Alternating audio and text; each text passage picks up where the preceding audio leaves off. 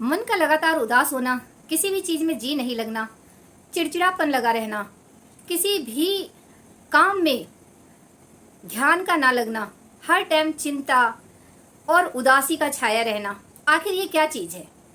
नींद भी नहीं आए, भूख भी ना लगे। आप सोच रहे होंगे कि ऐसा तो प्यार में होता है। जी हाँ, जरूर होता होगा, लेकिन अभी जो हम बात कर रहे हैं यह एक ऐसी गंभीर बीमारी का नाम है जिसको डिप्रेशन कहते हैं।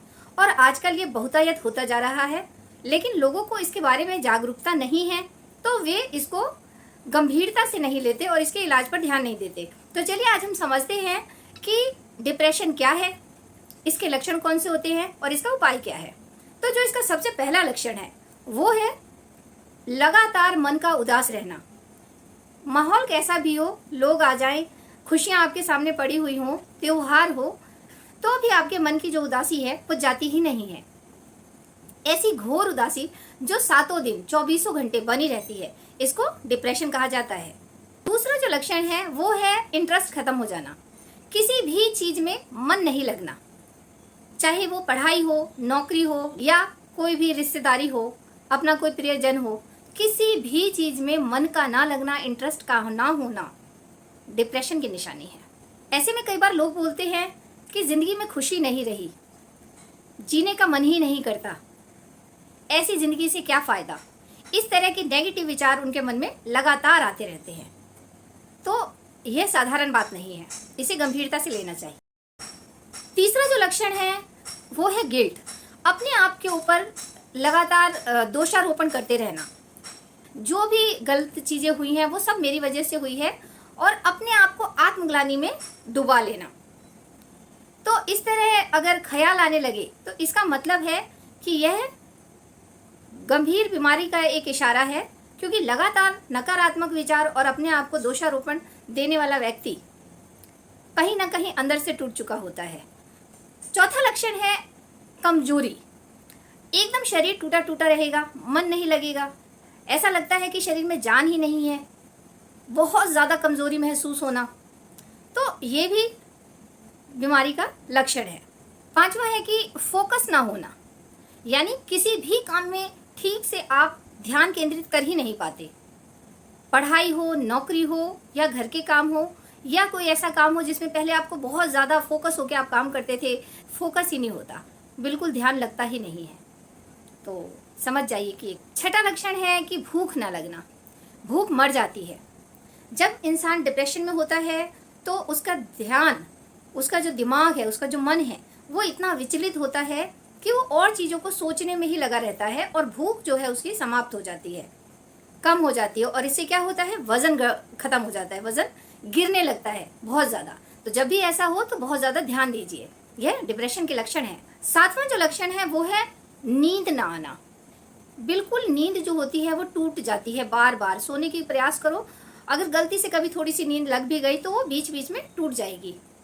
और साथ ही नींद आती नहीं है, घंटों बिस्तर पे लेटे रहने के बावजूद भी दिमाग कुछ कुछ बातें सोचता रहता है और नींद नहीं आती। अक्सर जो व्यक्ति डिप्रेशन में होता है उसकी नींद देर रात में लगती है और सुबह सवेरे उठ जाते हैं, 5 बजे, 6 बजे, 7 बजे नींद जरूर खुल जाएगी। तो जब भी ऐसा हो रहा हो तो बहुत ज्यादा जरूरी है कि आप अपना ध्यान रखें। और जो सबसे खतरनाक लक्षण है वो है अपने आप को नुकसान पहुंचाना। डिप्रेस व्यक्ति अपने आप को बहुत ज्यादा नकारात्मक सोच में ले आता है, इतने डिप्रेशन में होता है कि उसको लगता है कि मैं अब अपने आप को खत्म कर दूंगा, मुझे इस जीवन से कुछ नहीं लेना, ये जीवन बेकार है। तो वो अपने आप को नुकसान करने पर आ जाता है, कभी अलग अलग तरीके अपनाता है जिससे कि वो अपने जीवन को खत्म कर ले। तो यह बहुत गंभीर बात है। इस तरह के जो मैंने आपको 7-8 लक्षण बताए कि इशारा करते हैं कि आप एक बीमारी से घिर गए हैं, तो ध्यान दीजिए उसके ऊपर। तो अब हम बात करेंगे इसके लिए क्या किया जाए। तो इसके लिए हमको क्या करना होता है कि अपने आप को कभी भी दोष ना दे कि भाई मैं तो इतना स्वस्थ व्यक्ति हूँ, मैं लोगों को ज्ञान देता हूँ, या फिर मैं इतना पढ़ा लिखा हूँ, मैं कैसे डिप्रेशन में जा सकता हूँ। कई बार लोग अपने आप को ऐसी ग्लानि ले आते हैं कि ये एक ऐसी बीमारी है कि जो मुझको तो हो ही नहीं सकती, और हो गई है दैट्स मीन कि मैं बड़ा वीक आदमी हूँ, बहुत कमजोर हूँ। या लेडीज है जो कि प्रोफेसर है, या फिर अच्छी पढ़ी लिखी महिला है जो कि जॉब में है, या फिर बढ़िया अच्छी गृहिणी है, परंतु वो कभी अपने बारे में ऐसा सोच ही नहीं सकते कि भाई मैं डिप्रेशन में जा सकती हूँ, लेकिन ऐसा नहीं है। डिप्रेशन में कोई भी व्यक्ति किसी भी उम्र में किसी भी अवस्था में जा सकता है। तो इसलिए इसके लिए अपने आप को कमजोर ना समझे और अपने आप को दोष भी ना दे। समझें कि जैसे और बीमारियां हैं उसी तरीके से डिप्रेशन एक बीमारी है और इसका इलाज है। तो ये हो क्यों जाती है? देखिए, इसके कई सारे डॉक्टरी टर्म हैं, वो तो आप जब डॉक्टर से मिलेंगे, मनोचिकित्सक से मिलेंगे, वो आपको ठीक से बता देंगे। परंतु एज अ काउंसलर मैं आपको ये सजेस्ट करूंगी कि जब भी इस तरीके की चीज़ें होती हैं तो आपको सबसे पहले अपने काउंसलर से मिलना चाहिए। वो आपको कई सारे ऐसे टिप्स बताते हैं जिसमें कि किस तरीके से हम जो विचार है, जो नकारात्मक विचार कंटिन्यू बन रहे हैं, उस विचारों को पॉजिटिव वे में कैसे ले जाना है। क्योंकि जो हमारे विचार होते हैं उसी से हमारा जो मूड होता है, हमारा जो मन होता है वो प्रभावित होता है और हम डिप्रेशन में लगातार जा रहे होते हैं। तो इसके ऊपर कैसे कंट्रोल रखना है, किस तरीके से उन विचारों की जगह कुछ अच्छे विचार लाने हैं, तो उसके बारे में काउंसलर आपको बहुत बेहतरीन तरीके से बताता है।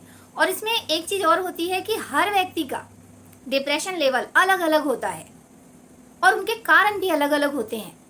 तो कोई एक बात जो किसी एक व्यक्ति के ऊपर लागू होती है वह दूसरे के ऊपर लागू हो यह आवश्यक नहीं है। तो इसलिए जब भी आपको ऐसा महसूस होने लगता है कि मुझे काउंसलर की ज़रूरत है, तो ज़रूर से ज़रूर कॉल कीजिए, बात कीजिए और समझने की कोशिश कीजिए।